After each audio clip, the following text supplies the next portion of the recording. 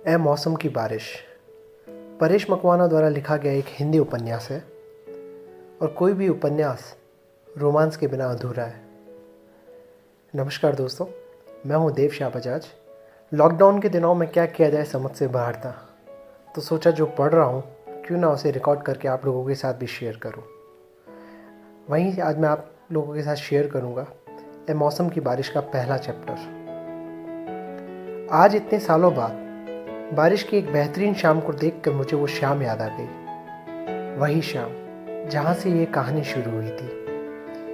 कैसे भूल सकता हूँ उन दिनों को, वो पहली बारिश जिसका मुझे बेसब्री से इंतज़ार था।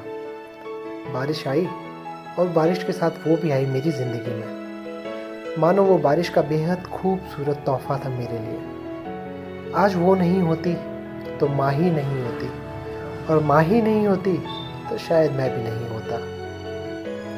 आज से 8 साल पहले अचानक आसमान में काले बादल गरजे, बिजली चमकी और तेज धार बारिश बरसने लगी। इसी पल की कब से प्रतीक्षा कर रहा मैं फौरन छाता लेकर छत की ओर भागा।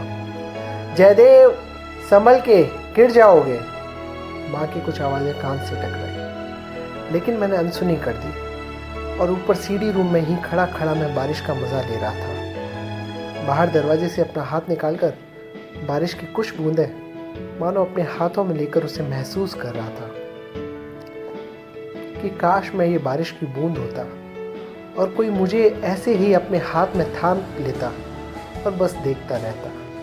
अचानक ही नीचे से मम्मी की आवाज़ आई, जयदेव भीग मत जाना, नहीं तो घर में नहीं घुसने दूंगी। मैंने कहा, जी मम्मी, मैं नहीं भीगूंगा, छाता है मेरे पास। थोड़ी देर बाद छाता खोलकर मैं सीढ़ी रूम में से बाहर निकला। सोचा बाहर फैलाकर भीग जाऊं इस बारिश में, भर लूं अपने अंदर इस बारिश की एक बूंद को।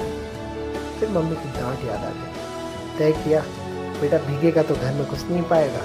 जैसे तैसे अपनी इच्छाओं को मन के भीतर किसी अनजान कोने में दबाकर मैं छाता लेकर बस खड़ा रहा। एक हाथ में छाता पकड़े, दूसरे हाथों में उन बारिश की बूंदों को अपने हाथ में छू के मैं बस वहाँ अपने ही मज़े में खोया था। तभी सामने वाली छत पर बाहें फैलाकर बारिश में नाचती हुई मैंने एक लड़की को देखा। मानो मेरी नज़र उस पर ठहर सी गई। 16 बरस की बाली उम्र, भीगे खुले बाल, काली काली खूबसूरत नसीली आँखें, गुलाबी होठ और उन होठों के ऊपर साफ झलक रही प्यारी सी मुस्कान, भीगे हुए शरीर से चिपका हुआ काले रंग का सलवार कमीज़ जिसमें से मैं उसके गोरे बदन की खूबसूरती साफ झलक रही थी। उसके पैरों में बंदी घुंघरू जो उसके पैरों के ताल से ताल मिला रहे थे। उसे देखकर मानो मेरे तो रोम रोम में रोमांच जाग उठा। वैसे तो आज तक बहुत सी लड़की देखी थी, पर ये कुछ अलग थी। इसकी हंसी में भी कुछ बात थी। उसे देखते ही मन बावरा हो गया और अपना छाता फेंक कर मैं उसकी तरफ खुले मन से वहीं उसके सामने नाचने लगा।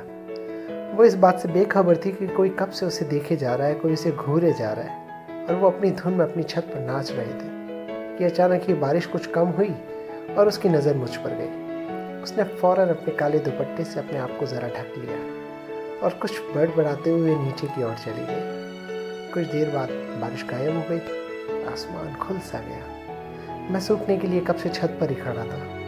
कुछ देर हुई कि वो कपड़े की एक बाल्टी लेकर अपनी छत पर वापस आई। आते ही उसकी नज़रें मेरी छत पर गई। उसने मेरी ओर देखा कि मुझसे मुंह फेर लिया।